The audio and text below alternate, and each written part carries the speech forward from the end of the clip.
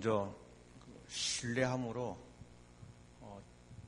불러주셔서 목사님께 진심으로 감사를 드립니다. 오늘 아침에 올림픽 축구 경기를 보면서 제 마음이 뜨거워지고 또 애타는 마음들을 경험했습니다. 그 가운데 민족이라는 것이 우리에게 주는 그 감정과 또 뭔가 피끓게 하는 어떤 것이 있구나 하는 것도 느꼈고, 동시에 성경 속에서 느헤미야가 그 민족을 위해서 떨어져 있었지만 애통하고 아파하는 그 마음도 동일하게 이해가 되었습니다. 저는 세상적인 어떤 재미, 즐거움 이런 것들을 추구하면서 그것이 세상에서 또 삶에서 가장 가치 있는 것으로 여기고 지난 수십 년간을 살아왔습니다. 원래 저는 한국에서 그 엔터테인먼트 회사를 하다가 한 12년 전에 여기 뉴질랜드로 이민 왔습니다. 한국에 있을 때 이까지 이야기하면 아마 여러분들이 저게 사실인가 어떤 이런 사람 마음 안에는 두 마음이 있기 때문에 또 판단하고 이런 게 있을 것 같아서 오늘 목사님께서 또 학생들하고 연합 예배라고 말씀하셔서 학생들에게 어떻게 하면 뭔가 이 협인력 어떤 끌림을 가져올까 해서 제가 히든 카드를 하나 준비해 왔습니다. 요즘 학생들이 그럽니다. 인증샷이 있어야 된다고 어떤 이야기를 할 때는. 그래서 제가 사진을 몇 장 준비해 왔습니다. 이게 저기 박진영이라는 데뷔할 때 제가 하여간 다음 사진 한 몇 장만 보여드리겠습니다. 이게 큰 줄이 꼬꾸라는 겁니다. 다음 이건 저 DJ DOC. 다음 좀 나이 많은 저 인순이라는 가수입니다. 자, 여기까지만. 혹시 연어라는 노래 아세요? 거꾸로 강을 거슬러 오르는 저 힘찬 연어들처럼 IMF 때 국민들에게 용기를 줬다는 그 앨범 제가 만들었습니다. 넌 할 수 있으라는 노래 아세요? 라고요. 많이 아시네. 할아버지와 수박, 얘를 날라. 그 노래를 부른 강산해라는 가수 세상 말로 하면 제가 키웠습니다. 제가 이민 오고 난 뒤에 예능 프로그램에 나와서 조금 인기를 얻은 김씨라는 그 가수 있습니다. 그 친구 춘천고등학교 졸업하고 가수가 되고 싶다고 제일 먼저 저를 찾아왔습니다.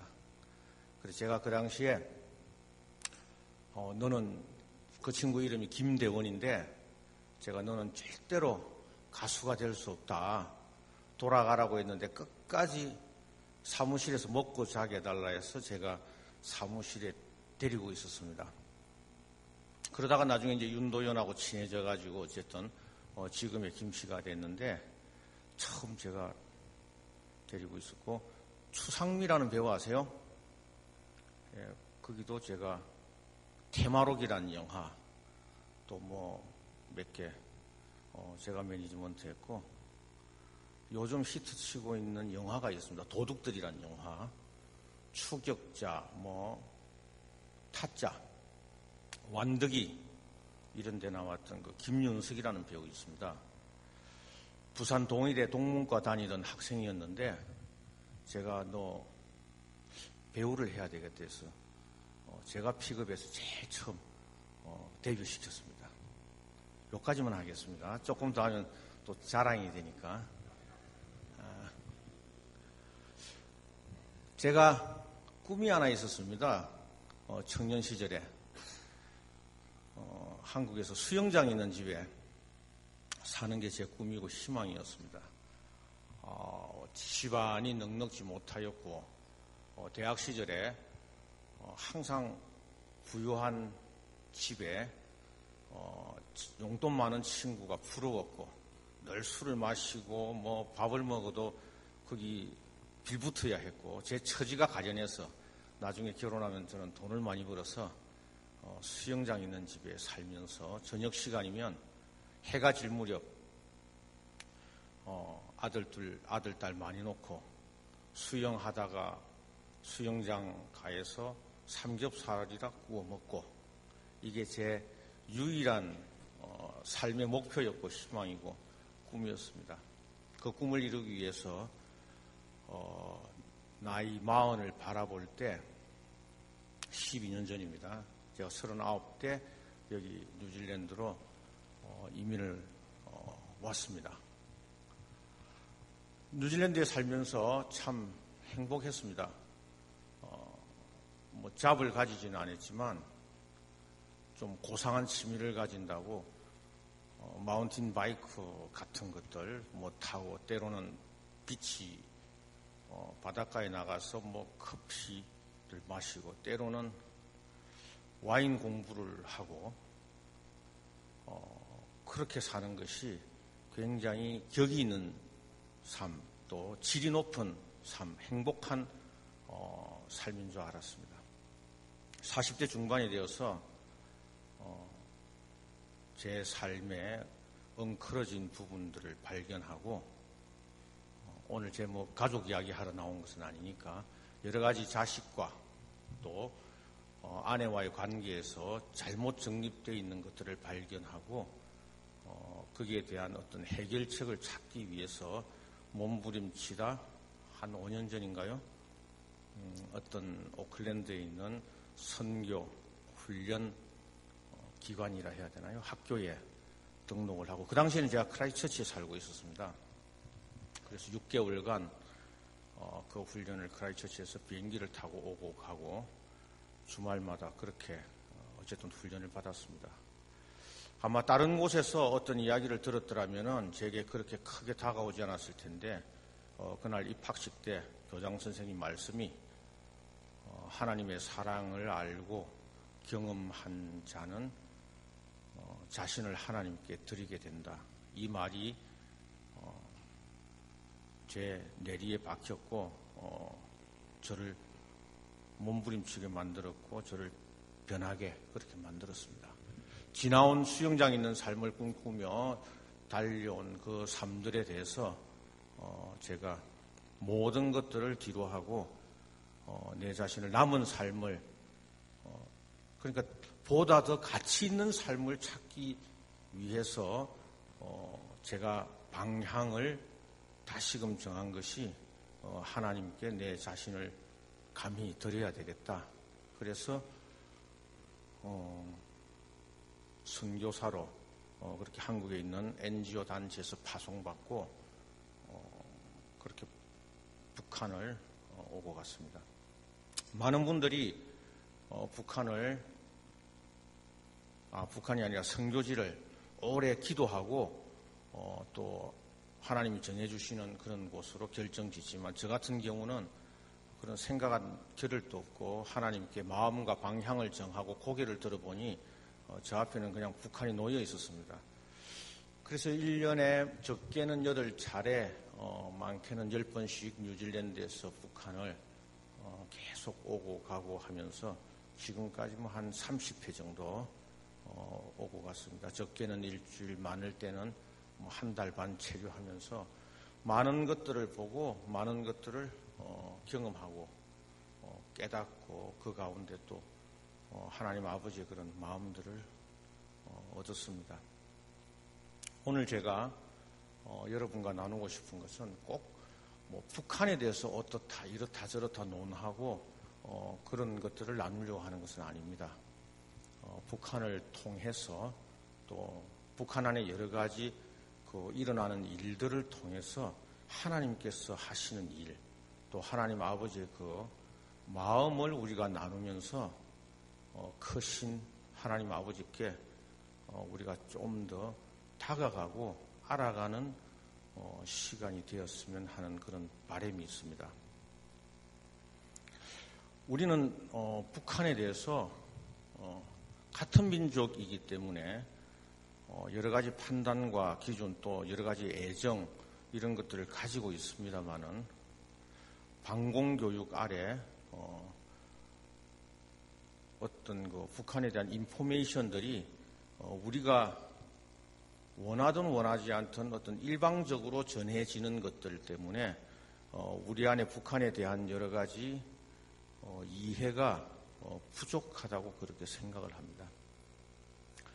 바로 알고 있지 못하다는 그런 뜻입니다. 예를 들어서 우리가 북한 하면 떠오르는 것은 못 산다, 헐벗었다, 꽃제비, 인육을 먹더라, 시장 바닥에서 쓰레기 같은 거 주워 먹는다, 탈북자들의 어떤 그 참혹한 현실, 예수를 믿으면 불도저로 밀어서 또는 총살 당한다더라, 아니면 테러리스트, 하여간 사고만 치는 국제적으로 이상한 집단, 이런 생각들이 하여튼 연상되는 것 같습니다.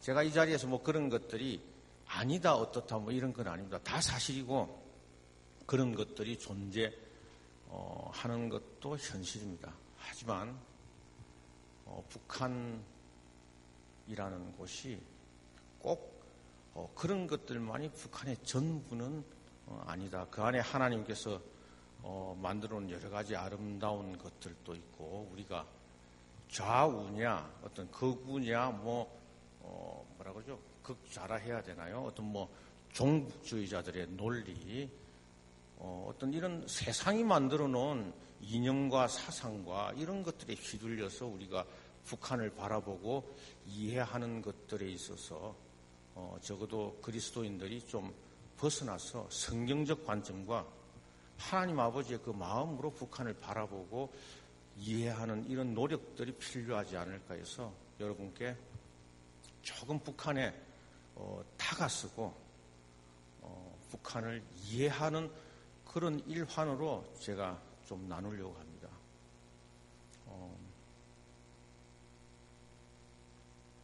북한 하면 보도되는 어떤 그 사진들, 그러니까 헐벗은 사진이나 또는 참혹한 그런 사진들이 허위라든지 거짓이다 그런 뜻은 전혀 아닙니다. 하지만 그런 사진들이 보도되는 데는 어떤 그 앵글에 담은 사람의 의도가 참 중요하다는 그런 생각입니다. 예를 들어서 제가 카메라를 들고 서울을 24시간 동안 어떤 의도를 가지고 노숙자 서울역 근처 아니면 쪽방촌 이런 서울의 참혹한 현실들만 담으면 24시간 동안 전 세계가 아마 경악할 만한 그런 내용의 사진들을 제가 담을 수 있을 것 같습니다. 그리고 그것이 마치 서울의 전부고 대한민국의 전부라고 이렇게 이야기한다면 상당한 오류가 있지 않겠습니까? 북한 또한 마찬가지인 것 같습니다. 지금 올림픽을 하고 있습니다만은 여성 수영 선수라든지 어떤 여성 육상 선수를 스포츠 사진 기자가 앵글에 담을 때 그것이 의도하는 바에 따라서 어떤 건강미로 보일 수도 있고 아니면은 다른 에로티시즘으로 우리에게 보여질 수도 있는 어떤 그런 소지가 있다는 것을 이해를 돕기 위해서 말씀드립니다. 제가 처음 북한 갔을 때 2006년 말부터 한 2007년, 2008년 초까지 제가 직접 보고 북한의 구석구석을 다니면서 제 나름대로 담은 사진들이 있습니다. 그것을 동영상으로 만들었는데 먼저 보고 제 나눔을 이어가겠습니다. 그 당시 제가 이 2008년도에 이 동영상을 만들 때 어떤 기술적인 부분을 제가 잘 해결을 못해서 여기 지체로 계시는 박상아 집사님의 따님 되는 박담비 양이 저걸 만들어줬습니다. 참고하시고 한번 보고 제가 계속 이어가겠습니다.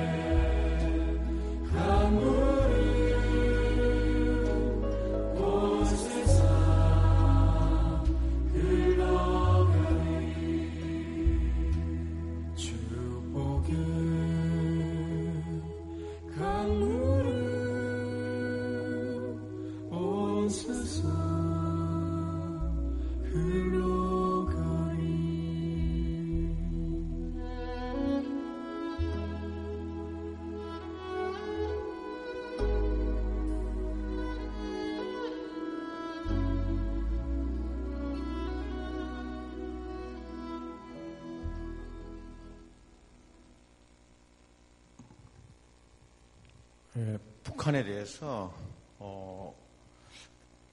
하나님 안에서라도 나눈다는 것이 한국 사회 안에서 또 한국 커뮤니티 안에서는 여전히 부담이 있고 어려운 문제임을 시간이 갈수록 제 자신도 느끼고 있습니다. 예컨대 독도 문제가 사회적으로 이슈화되었을 때 우리는 약간만 다른 의견을 비치면 그 주위에서 야, 너 쪽발이 아니야? 뭐 이런 이야기를 듣게 되고, 북한에 대해서도 여전합니다. 약간만 다른 의견을 갖다가 비치면은 여전히 빨갱이 아니야? 어떤 이런 논리, 어떤 그런 주장들을 접하게 됩니다.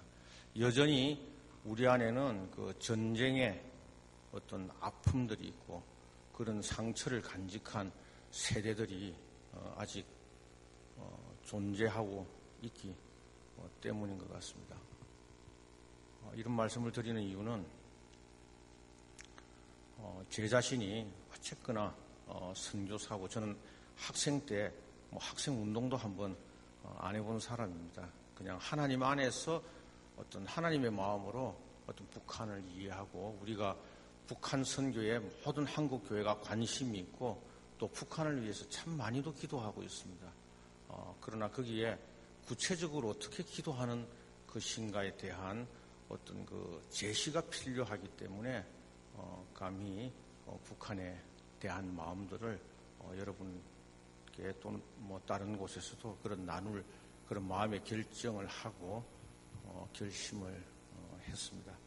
우리는 북한에 대해서 너무 모르고 있는 것 같습니다. 다음. 북한 선교 또 북한 복음화를 위해서 먼저 사전 북한에 대한 이해가 필요하다고 생각을 합니다. 사람에 대해서 이해를 하고 또 결혼을 하려고 그래도 우리가 연애 과정을 거치고 또 연애 과정을 거치지 않는다 해도 다른 인포메이션을 통해서 그 사람에 대해서 이해를 하는 그런 단계가 있다고 필요합니다. 현재 우리는 전쟁 이후에 60년 동안이나 서로 다른 체제가 지속되면서 완전히 단절된 어떤 그런 두 체제, 두 나라가 우리 한반도에 그렇게 존재하고 있습니다. 우리가 더불어 사는 것, 또 함께 삶을 공유하는 이런 부분의 이해가 먼저 되는 것에서 북한 선교가 출발한다고 그렇게 볼 수 있습니다.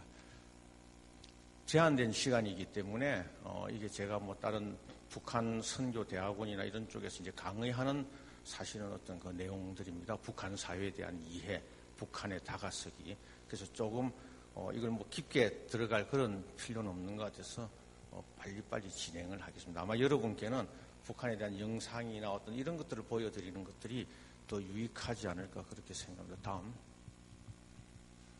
한 가지 우리가 좀 짚고 넘어갈 것은 북한 선교에 있어서 이 이해가 필요하고 준비가 필요하다고 봅니다. 예를 들어서 동유럽이 그러니까 뭐 헝가리, 체코, 불가리아 이런 동유럽들이 1990년대에 다 무너졌습니다. 남한과 북한과 마찬가지로 그 당시 서유럽에서는 오래전부터 동유럽이 무너져서 복음화가 되기를 오랫동안 기도해 왔습니다. 그러나 기도는 했지만 막상 준비가 없다 보니까 갑자기 무너져 버리니까 실제 동유럽이 서유럽에서 기도했던 것처럼 그렇게 복음화가 되었냐면 지금 현실은 전혀 다릅니다.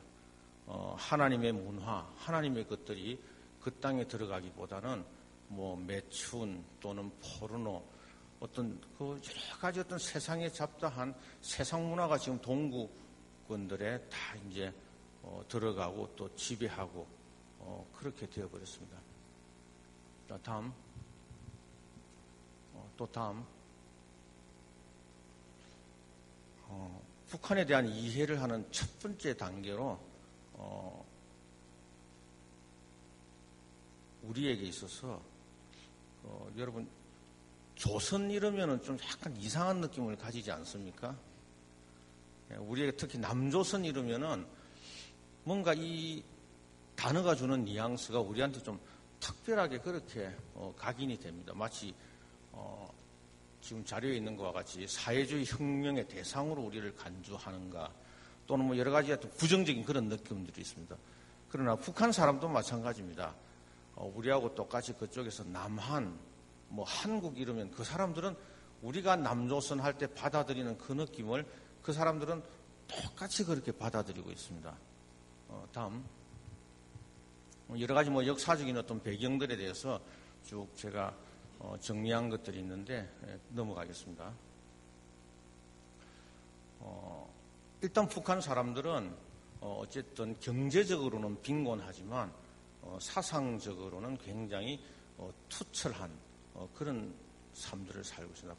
반면에 남한은 한강의 기적이고 경제적인 그런 부흥을 이루었다라고 하지만 어떤 부조리한 현실들이 사회 전반에 스며 있는 그런 현상들을 우리가 봅니다.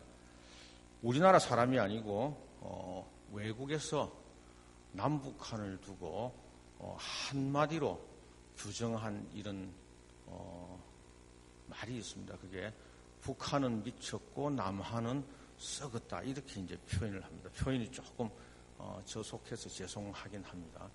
우리는 조선 하면은 후진적인 느낌이 있고 남조선이 주는 그런 언어적인 두려움이 있습니다만은 또 한국 이러면은 북한에서 느낄 때는 혼란스럽고 타락한 자본주의적인 그런 냄새가 나는 단어로 그들은 이해를 하고 있습니다. 다음 넘어가겠습니다. 예, 이것도 넘어가겠습니다. 자, 제가 처음 평양을 갔을 때입니다. 이제 호텔에 묵었는데 뉴질랜드를 떠나서 한국, 중국을 거쳐서 그 당시 장기간의 어떤 그 출타가 되니까 제 빨랫감이 많이 밀렸습니다. 트렁크에 이제 속옷들이, 빨랫감들이 많이 있었습니다. 토요일 날 평양에 도착했습니다. 호텔 방에 우리가 그 룸메이드라 그러죠. 아주머니가 들어왔는데 제가 이 속옷 빨랫감들을 다 끄집어내서 이제 한쪽 구석에다가 이제 놨습니다. 제가 이제 빨래를 하든지 하려고. 그런데 그 아주머니께서 이 빨랫감을 보더니 조금 안쓰러운 그런 눈빛, 또 그런 것들이 제게 읽혀졌습니다.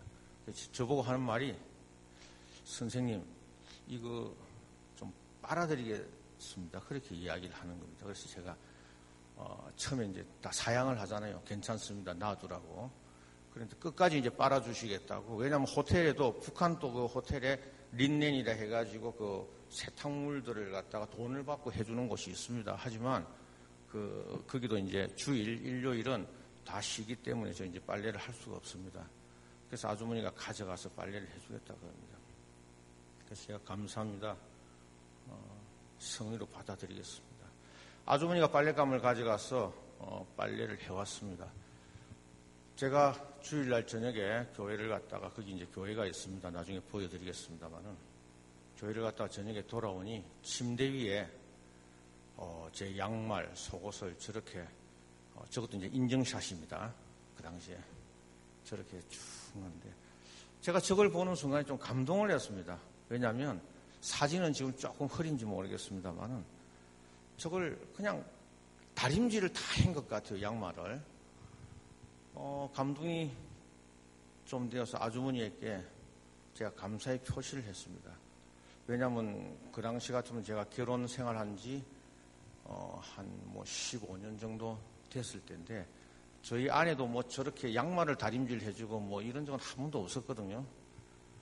그래서 제가 아주머니 너무 고맙습니다. 제가 정말 눈물이 날 지경입니다. 감사해서. 특히 또 평양에서 저런 걸 당하니까. 그때 이 아주머니가 저에게 이런 말을 했습니다. 선생님이 진심으로 기뻐하는 모습을 보니 우리 장군님께서 기뻐하시겠습니다. 처음 평양을 갔는데 그런 말을 접하니 제게 혼돈이 왔습니다. 이분들이 이렇게 교육을 받는구나. 그래서 우리와 이렇게 접하면 항상 장군님을 이야기하도록 이렇게 되어 있는 건가? 그리고 세월이 많이 지났습니다.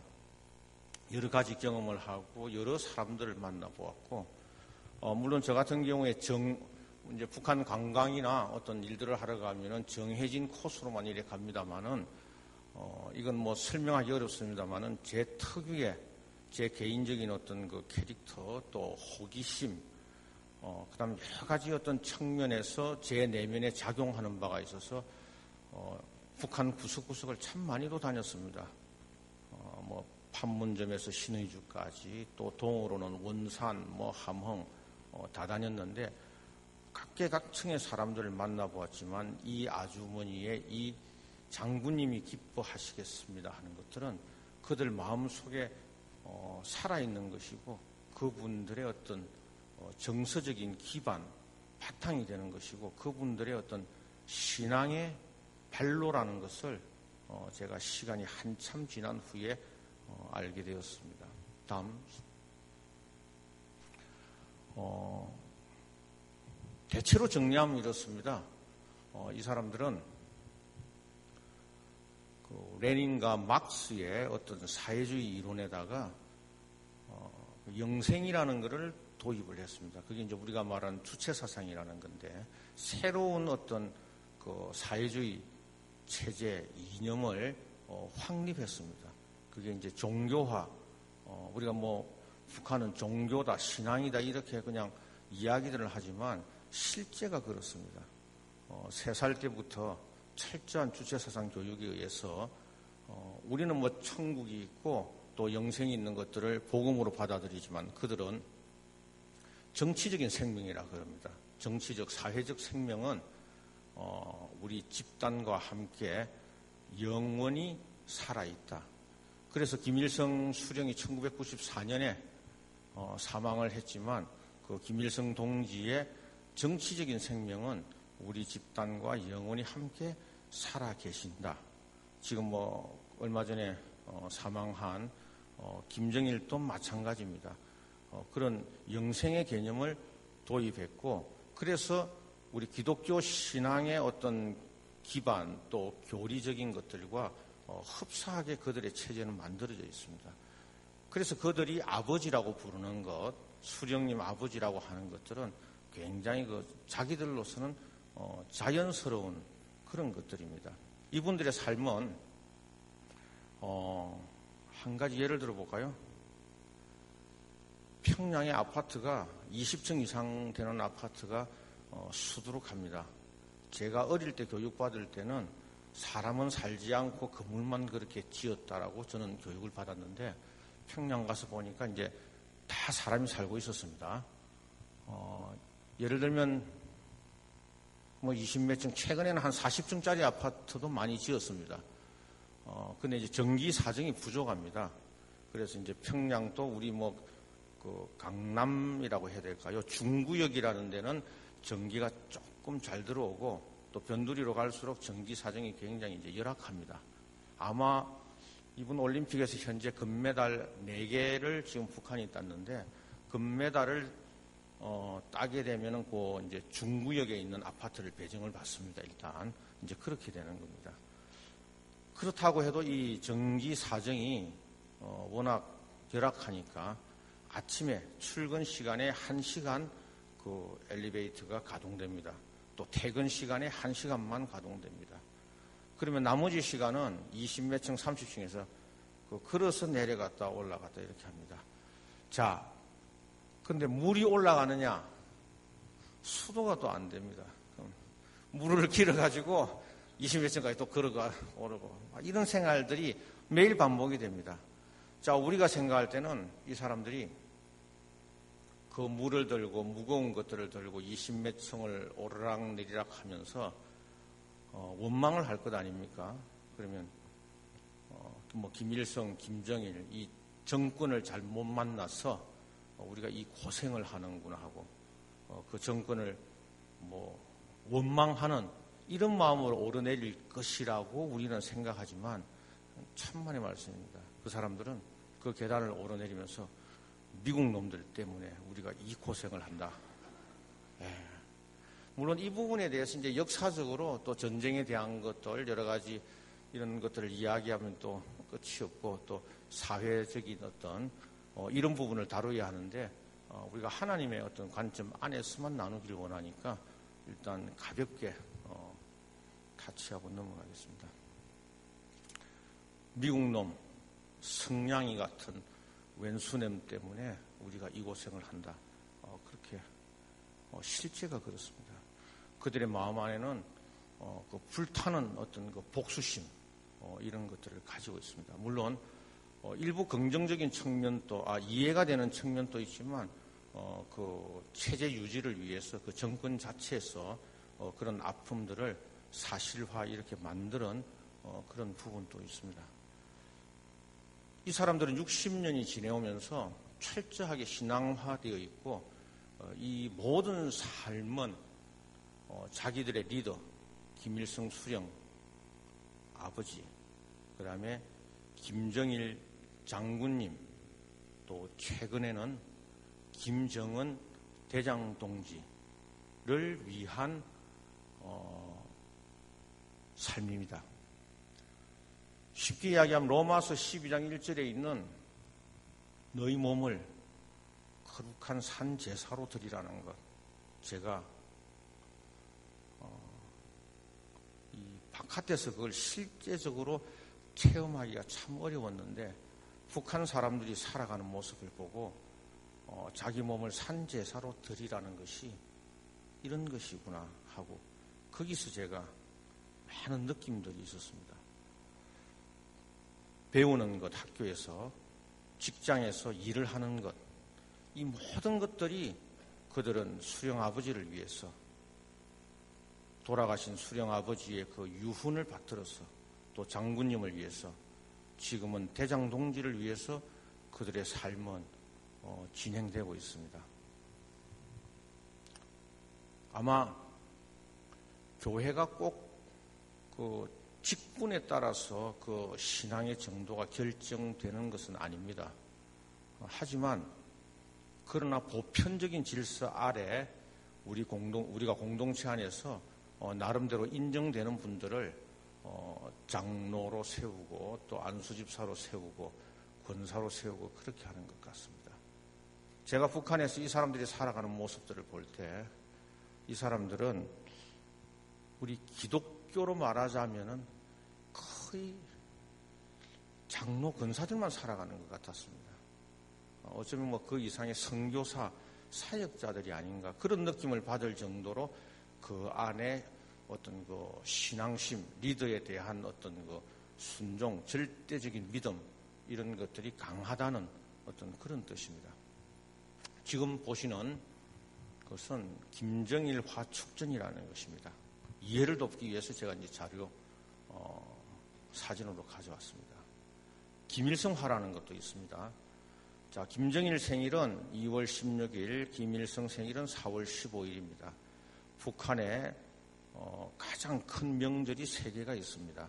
2월 16일, 4월 15일 김일성 생일, 그리고 9월 9일 구구절이라 해서 공화국, 그러니까 조선인민민주주의 공화국 창건일, 이 세 날짜가 북한의 가장 큰 명절입니다.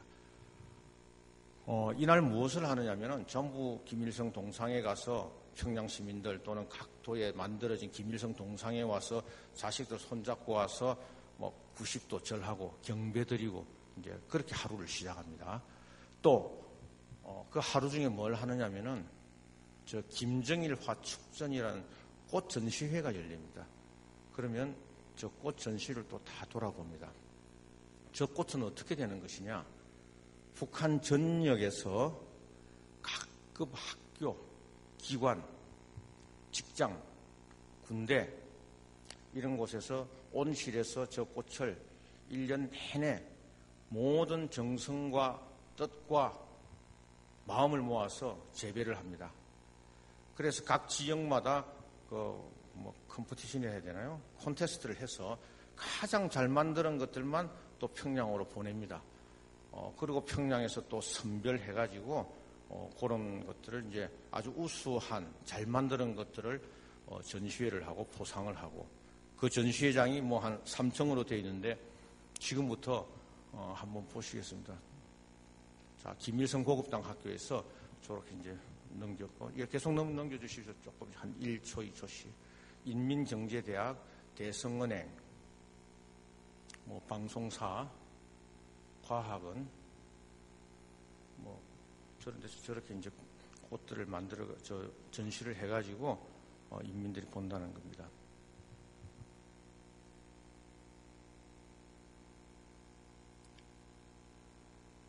또 사진도 저렇게 됐습니다. 왜 이 사진을 보여드리냐면 저들의 삶이 다 리드에 대한 예배, 경배 이런 것으로 이루어진다는 어떤 샘플로 제가 보여드렸습니다. 저들은 어떤 공연을 할 때 제가 원래 이제 뭐 서두에 말씀드렸습니다만은 엔터테인먼트를 회사를 하고 이랬기 때문에 특히 예술 공연이라든지 어떤 뭐 콘서트, 그쪽 음악회 이런 데 관심이 많았습니다. 가서 그 공연들을 보니까 약간 각별한 느낌이 들었습니다. 이 사람들은 그 공연하는 것들이 예배였습니다. 예배.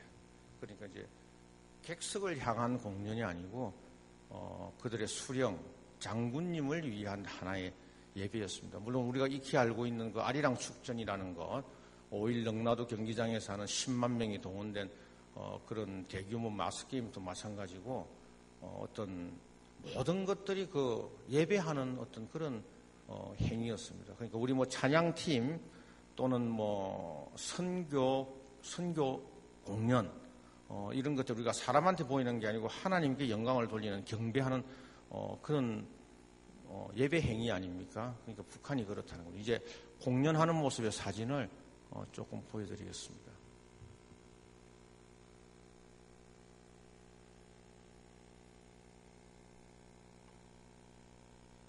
그렇게 이제 예배하고 있었습니다.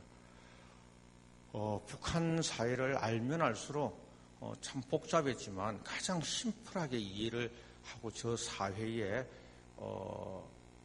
이해하고 다가서는 데는 저 사람들의 삶이 그들의 리드에 대한 어쨌든 맹목적인 그런 복종, 경배, 예배의 행위로 북한 사회가 전체적으로 구조적으로 그렇게 이루어져 있다 이렇게 볼 수 있습니다. 북한의 교회가 두 개가 있습니다. 봉수교회라는 것과 칠골교회 두 교회가 있습니다. 봉수교회는 한국 장로교 통합적 남선교회 연합회에서 40억 원을 지원을 해서 3년 전에 새로운 그 예배당을 갖다가 건축을 하고 시설이 아주 좋습니다. 그 다음에 칠골교회는 예전에 김일성의 어머니 되는 강반석 권사가 다녔던 섬기던 교회였습니다. 칠골교회는 여러분이 듣기에는 좀 생소할는지 모르지만 북한에는 그 지도자들이 그 통치하는 스타일이 현지에 직접 가서 지도하는 그 현지 지도라는 것이 있습니다. 1991년도에 김일성이 그 광복거리 이제 도로공사를 크게 확장합니다. 그렇게 이제 도로공사 현지 지도를 가서 자기 어려서 살던 그 동네에 간 겁니다. 거기서 이제 도로공사 확장하는 데 있다가 사람이다 보니까 그런 것 같습니다. 옛날 어릴 때 이제 그 생각이 나서 옆에 있더니 이제 뭐 참모 부관이 되겠죠. 이렇게 이야기를 했습니다. 여기 오니 예전에 오래전 내가 어릴 때 어머니 손을 잡고 다녔던 그 교회당이 생각나는구나. 아직도 이 주변에 예수를 믿는 사람들이 있느냐 물었습니다. 그래서 뭐 조금 있다. 뭐 이런 대답을 들었겠죠. 그 사람들을 모아서 그 사람들이 예배할 수 있도록 그냥 교회당을 하나 지어줘라. 이래서 92년도에 이 칠골교회라는 것을 그 동네에 만들었습니다. 그게 이제 칠골교회입니다. 물론 이외에 러시아 정교회가 하나 있고 또 장충성당이라고 가톨릭 교회가 하나 있습니다. 그 외에 여러분이 깜짝 놀라시겠지만 그 통일교회가 하나 있습니다. 또 문선명 씨가 김일성 사후에 고난의 행군이라는 1995년부터 97년까지 어려웠던 북한으로서는 뭐 200~300만의 아사자가 나온 그 시기에 북한을 굉장히 많이 도와줬습니다. 어쨌든 이 문선명 씨는 고향이 평안북도 정주라는 곳인데 그래서 도와주고 난 뒤에 북한 당국에서 90년대 말에 문선명 씨에게 당신이 우리를 이렇게 도와줬으니까 우리가 당신을 도와주겠다. 우리한테 뭐 바랄 것이 있느냐. 그러니까 그쪽에서 다른 건 두고 우리 교회를 하나 지어달라. 그렇게 해서 그 통일교회가 하나 섰습니다. 물론 그 이후에도 통일교와 어떤 북한은 관계가 좋습니다. 그게 보통강 호텔이라는 것을 그 통일교가 설립하고 운영하고 있고, 평양 내에, 그러니까 북한에서 가장 성공한 한국과 북한의 합작 기업인 그 평화자동차라는 것이 있습니다. 그 평화자동차를 통일교에서 운영을 하고 있습니다. 그리고 지금은 아이러니컬하게 때로는 무서운 이야기일 수도 있습니다.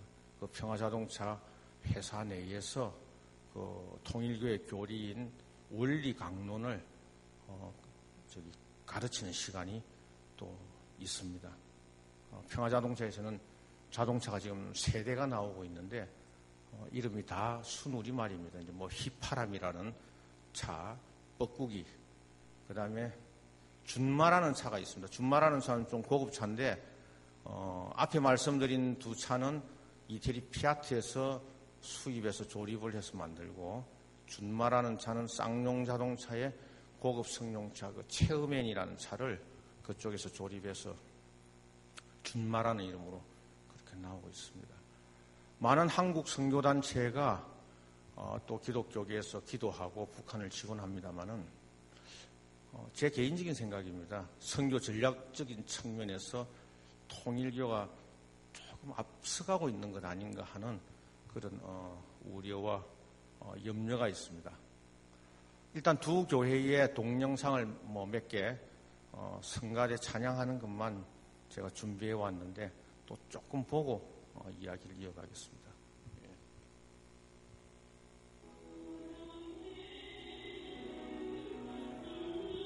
자, 이 부분은 헌금 특송 시간입니다.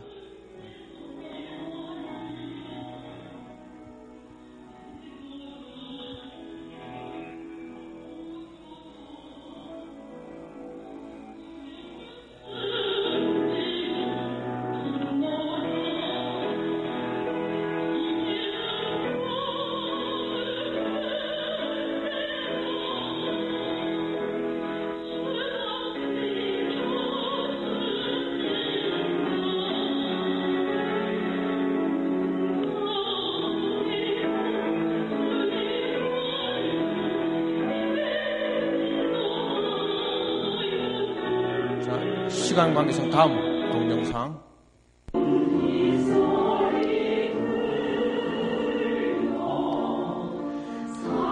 여기는 칠골교회입니다.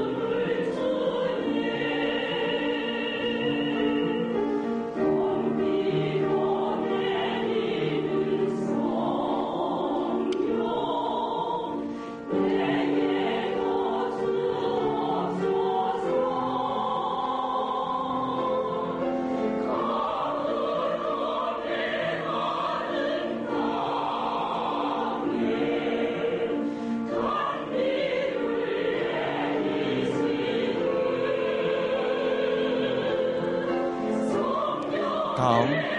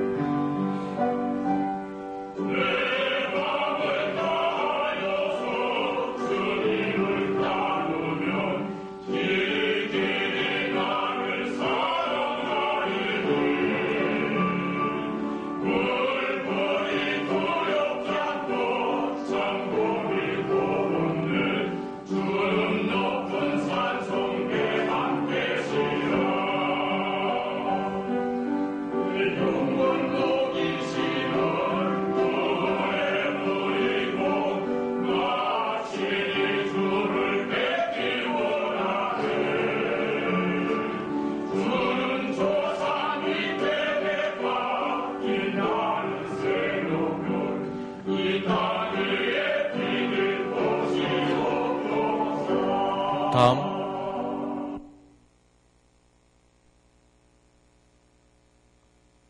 여기까지 보죠. 우리나라 안에는 기독교계 안에도 어떤 우리가 다 같은 하나님을 믿지만 여러 가지 다양한 의견들이 있고 또 주장 또 그런 생각들이 있는 것 같습니다. 여전히 우리를 사로잡고 있는 그 이념, 사상에 대한 논리 때문에 그렇습니다. 물론 전쟁의 아픔 이런 것들 때문에 그럴 수도 있습니다. 기독교 내에도 꼭 뭐 북한 문제가 아니더라도 또 진보적인 교단 또 보수적인 교단에 따라서 이 북한 교회에 대해서 해석을 달리하고 접근도 달리합니다. 일부 보수적인 교단에서는 북한의 교회가 소속이 조선 그리스도 연맹 산하에 있습니다. 이 두 교회가. 그리고 조선 그리스도 연맹은 또 통일전선부라는 데 속해 있습니다. 통일전선부는 결국 노동당입니다. 그래서 저 교회가 가짜 교회다. 가짜 교회라는 말은 곧 적 그리스도다. 저기에 있는 목사, 담임 목사도 마찬가지고. 그렇기 때문에 저 교회들을 지원한다는 것은 오히려 하나님의 어떤 반하는 행위다. 그래서 지원하지 말아야 된다. 이런 교단이 있습니다. 또 그런 생각을 가지신 목사님, 기독교 단체, 북한 선교를 하는 단체 중에도 그런 견해를 가진 단체가 존재합니다. 또 한편으로 어쨌거나 같은 민족이고 또 어려운데 어쨌든 교회를 통해서 도와야 된다 해서 저 교회를 지원하고 돕는 그런 선교단체 또 남한의 기독교 단체 교회도 있습니다. 그러니까 뭐 예장 통합 남승교회 연합회에서는 저 교회 40억을 지원을 했고 7골 교회는 지금 기독교 감리회 서부연회에서 지원하기로 그렇게 이제 결정을 했습니다. 순전히 제 개인적인 견해입니다. 제가 주일마다 저 7골 교회에 가서 제가 예배를 드렸고 지금까지 뭐 예배 드린 게 한 40-50회는 되는 것 같습니다. 저 교회에 있는 많은 분들과 교제했고 대부분 뭐 사업이나 또 관광 이렇게 북한을 가게 되면 저 교회에 한 번 방문하고 뭐 그냥 일회성으로 그치는 것 같습니다. 간단하게 정리하자면은 서두에 제가 순전한 제 개인적인 의견이라고 말씀을 드렸습니다. 북한에 뭐 우리가 말한 지하교회도 있고 가정교회도 있습니다. 하지만 합법적으로 매주일마다 찬양할 수 있고 어쨌거나 하나님의 말씀을 읽을 수 있는 유일한 허락된 통로가 북한 내에서는 저 두 곳입니다. 물론 저기 앉아있는 분들은 대부분은 동원된 신자들입니다. 처음 간 분들은 잘 모르지만 저분들은 목사 거기에 있는 이제 담임 목사님이 설교를 하는 시간에 다른 책을 꺼내서 다 보고 있습니다. 뭐냐면 그 시간에 외워야 될 그 학습 내용들이 거기 있습니다. 그러니까 예배에 집중하면 안 되는 겁니다. 그걸 계속 외워가지고 예배 끝나고 나면 손님들은 다 가고 나면 자기들끼리 모여서 외운 거 점검하고 이제 뭐 어떤 이런 것들이 있습니다. 그러니까 동원된 신자도 많고 성가대는 잘 훈련된 그 문화성 같은 데서 이제 뽑아서 오기도 하고 보여주는 것이니까. 그러나 그럼에도 불구하고 저기에 신자가 있습니다. 7골 교회에. 왜냐하면 아까 남성 중창단 중에 두 번째 있는 분은 집안 대대로 믿었던 분입니다. 그분은 신앙을 간직하고 있는 분입니다. 이게 사실입니다. 왜냐하면 1930년대생 중에 살아계신 몇 분이 저기에 아직 신자로 그렇게 등록되고 그 신앙생활을 하고 있습니다. 전쟁 이후에 북한은 사회 계층을 크게 세 단계로 나누었습니다. 그러니까 뭐 혁명 1세대와 전쟁 때 여러 가지 공로자들 해서 핵심 군중이라는 계급이 있고 그 다음에 기본 군중이 있습니다. 기본 군중. 그 다음에 제일 하위 계급으로는 복잡 군중이라고 있고 좀 더 세분이 가면은 모든 사회 계층을 25단계 그러니까 25계층으로 이렇게 구분을 했습니다. 상위 1%는 물론 뭐 혁명 동지 자제들 이런 분들이 다 차지하고 23번째 등급이 악성 종교인으로 되어 있습니다. 이 악성 종교인이라는 것은 해방 전부터 예수를 믿었던 가정, 자녀들 중에 아직도 신앙을 가지고 있는 분들이 이 23번째 계층에 속하는 것입니다. 그러니까 이건 기독교인이 있다는 어떻게 보면 이제 반증인 것입니다. 그리고 우리가 성령의 역사를 믿는다면은 어쨌거나 저 통로를 통해서 성령님께서 역사하는 것들을 기대할 수 있기 때문에 저 두 교회는 북한 내에서 굉장히 중요한 그런 통로라고 그런 개인적인 연회를 갖고 있습니다. 우리가 북한 선교에 대해서 많이 이야기하고 또 북한 선교를 하려고 합니다. 조금 빨리 진행을 하겠습니다. 북한 선교는 크게 세 가지로 구분할 수 있는 것 같습니다. 첫째, 한국 사람으로서 북한에 가는 것이 자유롭지 못하기 때문에 변방에서 신의주 또는 두만강, 압록강 근처에 집을 얻어서 거기서 북한 땅을 보면서 24시간 교대로 기도한다든지 또는 계속 기도로 지원하고 그런 단체들이 있습니다. 그런 사역들이 하나의 어떤 북한 선교의 한 갈래로 볼 수도 있습니다. 두 번째는 탈북자 사역입니다. 어떤 경로, 어떤 목적이든지 북한을 이탈해서 요즘은 북한 이탈 주민이라 그러기도 하고 세터민으로 그렇게 부르고 있습니다. 이 북한 이탈 주민 탈북자들을 에게 전도하고 복음을 전해서 이분들로 하여금 통일 이후에 어떤 북한 복음화에 어떤 전진하는 그런 자원으로 사용하겠다라는 탈북자 사역이 있습니다. 물론 이제 탈북자들을 지원하고 중국 또는 태국, 몽골에서 이 탈북자들을 여러 가지 이동시키는 이런 일들을 맡은 선교단체들도 많이 있습니다. 또 북정지대에서 탈북자들에게 그 복음을 전해서 다시 내지로 들려보내는 이런 사역을 하는 단체들도 있는 것 같습니다.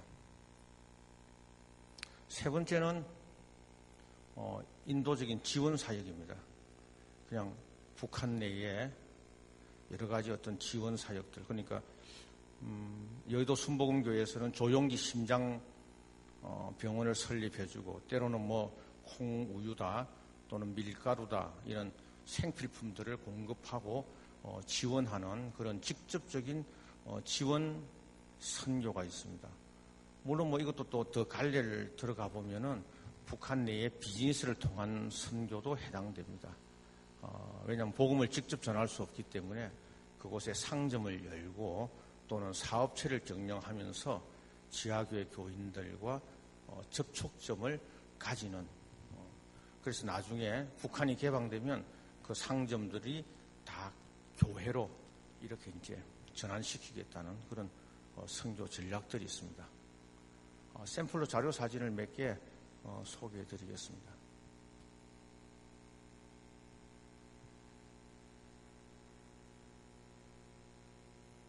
지금 보시는 사진들이 계속 시간이 없어서 넘겨주십시오. 이제 빵 공장입니다. 애들 지원하는 사역들. 저런 형태가 이제 미주 교회들 또 해외 교회에서 많이 지원한 그런 것입니다. 왜냐하면 거의 1만 불 내외로 이렇게 빵 공장 하나 만들어서 한 그런 것이고 지금 나오는 것은 제가 한 4년 전인가요? 그쪽에 유리 섬유 공장을 설립해주고 구체적으로 설명드리기는 어렵습니다만 거기 있는 교인 2명을 고용시켜서 계속 만날 수 있는 접촉점으로 만드는 그런 공장입니다. 그러니까 이제 저런 선교 전략이 있다는 것입니다. 제가 목사님께 허락받은 시간이 3시 반까지인데 한 5분 남았네요. 그럼 빨리 진행을 하겠습니다. 그러면 이점에서 이제 질문이 하나 나올 수 있습니다. 그러면 당신은 북한에서 또 뭘 하냐?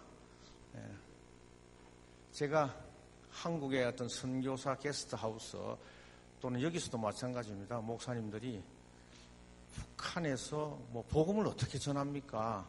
어쨌든 그렇게 물으면 제가 답을 하기가 참 난처합니다.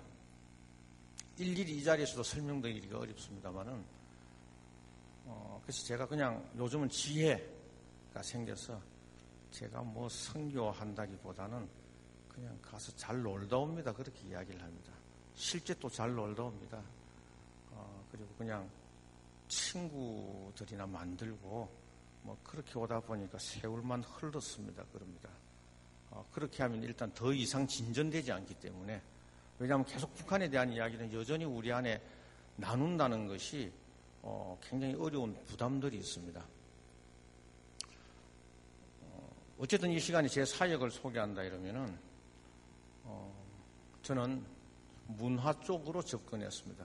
아까 말씀드린 엔터테인먼트 회사를 제가 경영하고 뉴질랜드로 이민 올 때 저는 그 일들이 이제는 제 과거에 밥을 먹기 위한 수단이었고 이제는 모든 것이 저에게서 그냥 끝난 일인 줄 알았습니다. 그러나 지금 돌이켜보니 하나님 안에서 그 기간들 밥 벌어먹기 위해서 한 일들이 하나님께서 저에게 준비시켰고 경험하게 한 기간임을 제가 확인하게 되었습니다. 아마 그런 연장선상에서 작년에 제가 윤복희 권사님도 지금 제가 이제 윤복희 권사님의 해외 집회들을 제가 이제 어레인지 코디네이터 하는 일을 또 하고 있는데 그래서 이제 작년에 이제 여러분 교회에 제가 이제 소개해서 여기서 집회를 한 적이 있었습니다. 우리가 세븐 마인드 몰드스라고 그럽니다. 정치, 사회, 경제, 교육, 뭐 문화, 사회 각 부분에 있어서 하나님께서 일하시고 그런 현장에서 또 그런 사회 각 계층에서 하나님의 일들을 또 만들어내는 우리가 통로가 되고 도구가 되어야 한다고 하는데 저는 이 문화 쪽으로 어떤 부르심이 있는 것 같습니다. 동영상을 하나, 마지막 거 하나 잠깐 보고 제가 마무리하겠습니다.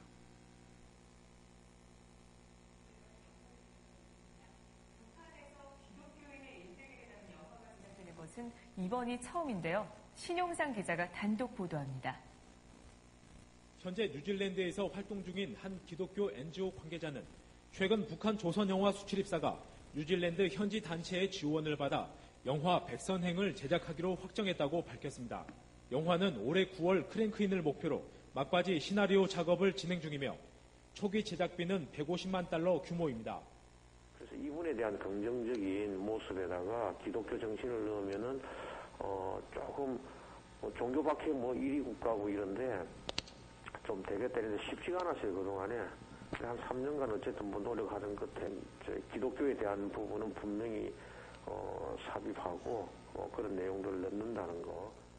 영화의 주인공으로 등장하는 백선행 여사는 북한의 교과서와 김일성 회고록에도 등장할 만큼 북한 내부에서는 잘 알려진 자선 사업가입니다. 교회 집사였던 백 여사는 미국 선교사 사무엘 모펫이 세운 평양 장로회 신학교와 숭실학교 설립에 토지와 자본을 희사해 한국 기독교 인재 양성에 큰 기여를 한 것으로 평가받고 있습니다. 이번 영화는 이례적으로 제작 후 TV와 북한 전역 영화관에서 상영한다는 조건도 북측과 합의했습니다. 특히 영화 시나리오에는 사무엘 모펫 선교사에게 토지를 허물하고 운영 자금을 헌금한 장면, 예배 장면과 찬양하는 장면 등이 포함되어 있어 눈길을 끌고 있습니다.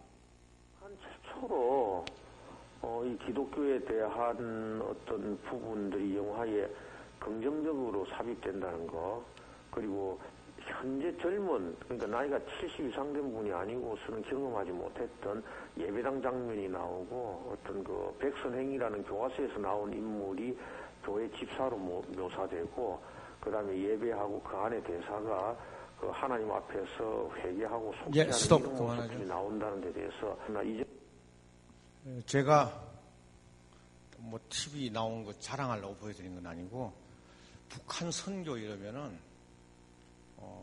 마치 뭐 쌀이나 주고 그 빵이나 주고 콩우유나 주고 어떤 생필품을 지원하는 어떤 이런 그 필요합니다. 물론 그러나 그것만이 아니고 하나님께서는 다양하시고 다양한 방법으로 일하시고 있다는 하나의 샘플로 여러분께 보여드렸습니다. 말씀을 정리하겠습니다. 북한에 가장 필요한 것, 우리가 기도할 때, 북한을 위해서 이제 뭐 많이 기도하지 않습니까? 교회에서. 기도할 때 뭐 여러 기도할 제목들이 뭐 수만 가지 아니겠습니까? 가장 기도해야 될 것, 두 가지 있다고 생각합니다. 첫째는, 그들에게 그 아버지를 찾아줘야 된다고 생각합니다. 그들은 잘못된 아버지를 아버지로 믿고 그렇게 따르고 있습니다. 참 아버지를 그들에게 알려줘야 되고 그 아버지의 마음을 북한 인민들에게 알게 해야 합니다. 아버지의 마음에 대해서 제가 더 전하고 싶은 내용이 있지만 누가복음 15장에 탕자의 비유가 나옵니다.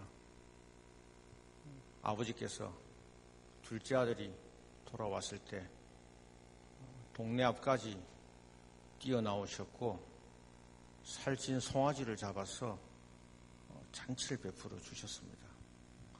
큰아들이 하나 있었습니다. 막연한 생각으로 큰아들은 집을 안 나가고 성경에 보니 일을 열심히 했다고 기록되어 있어서 우리에게 착한 아들로 어쩌면 받아들여져 있는지 모릅니다. 저는 좀 아닌 것 같습니다. 이 큰아들이 아버지의 마음을 큰아들도 몰랐던 것 같습니다. 아버지에게 항의했습니다. 그 항의할 때 성경에 기록된 걸 자세히 보니 동생을 동생이라고 표현하지도 않았습니다. 저 사람이 저 방탕한 애가 돌아오니 살찐 송아지를 잡아주고 내게는 뭐 나귀 새끼 한 마리도 줬습니까? 라고 하는 대목만 기록되어 있는데 아버지의 마음을 몰랐던 것 같습니다. 일찍이 이 큰아들이 그 아버지의 마음을 알았더라면 아마 일을 열심히 하는 것보다는 동생을 찾으러 나갔지 않을까 그렇게 생각합니다. 두 번째 간략하게 정리하기는 그들에게 불타는 복수심이 있습니다. 어릴 때부터 철저하게 복수를 가르칩니다. 북한 가서 많은 것들을 아까 자료 사진을 제가 보여드렸습니다만 아무리 좋게 생각하려고 해도 제 마음에 받아들이지 않는 게 있습니다. 유치원에 가보니 익히 알고 계시겠지만 유치원 아이들이 놀이를 할 때 항상 복수에 관련된 놀이를 합니다. 달리기를 해도 30m 달려가서 반환점에서 미군을 만들어 놓고 머리를 때리고 돌아오고 찌르고 돌아오고 이런 걸 3살, 4살 때부터 가르칩니다. 인민학교에 들어가면 산수 수학 시간에 성냥이 왼수 미제놈 탱크를 3대를 까부수고 다음 마을에 가서 남조선 괴뢰군 전차를 2대를 까부수면 합계 몇 대를 까부셨냐. 이게 실제 산수교과서에 그렇게 나와 있습니다. 물론 그 배경에 이해는 합니다. 인구 42만인 평양 시내를 전쟁 때 이건 그 상처의 깊이를 이해하자는 겁니다. 누가 잘하고 잘못하고 떠나서 그 평양에 폭탄을 45만 개를 퍼부었습니다. 미국이. 물론 이걸 뭐 더 깊이 들어가면 뭐 군산 복합체에 의해서 뭐 이런 이야기가 나오겠지만 이 자리에서는 필요하지 않는 것 같습니다. 어쨌든 평양이 쑥대밭이었고 그 당시 참 순수했던 사람들이 그래도 미국 하면 연상되는 게 교회였기 때문에 교회에 숨으면 다 살겠다고 교회로 숨었는데 그 교회가 다 박살이 나고 다 죽었습니다. 전쟁 때문에 인구 그 당시 1200만 정도였는데 북한에 죽거나 실종한 사람이 170만으로 추산되어 있습니다. 지금 북한의 피해가 그 당시에 남한은 1800명 중에 한 70만 그렇게 됩니다. 어쨌든 그 피해가 크기 때문에 계속 복수를 가르쳤고, 물론 전쟁에 우리가 휴전 당사자도 남한은 아니고 북한과 미국의 어떤 휴전이고, 아직까지 그 양국이 어떤 지금 적대적인 관계를 유지하고 있습니다. 제가 말씀드리고 싶은 거는 그 마음 안에 복수가 있습니다. 그들의 상처, 어떤 복수에 불타는 그 마음들이 하나님의 온전한 사랑으로 치유되고 회복되어야 합니다. 이 두 가지가 우리에게 있어서 북한을 위한, 북한 사람을 위한 중요한 기도 제목이라고 생각합니다. 용서하기 위해서 영적으로 그렇습니다. 무조건 북한에게 용서의 영이 있고 그 사람들이 사랑으로 화해달라 이렇게 기도하기에는 어렵습니다. 먼저 우리 안에, 우리가 그런 기도를 할 때는 우리 안에 어떤 복잡하고 용서의 영을 받아들일 때, 또 흘러보낼 때 정리되지 않은 부분들이 있습니다. 우리 주변의 지체, 우리 주변의 관계에서 우리가 용납되지 않고 용서되지 않는 어떤 그런 부분에 대해서 해결하고, 진정 그 북한 땅에 용서의 영이 흘러 들어가게 우리가 전심을 다해서 진심을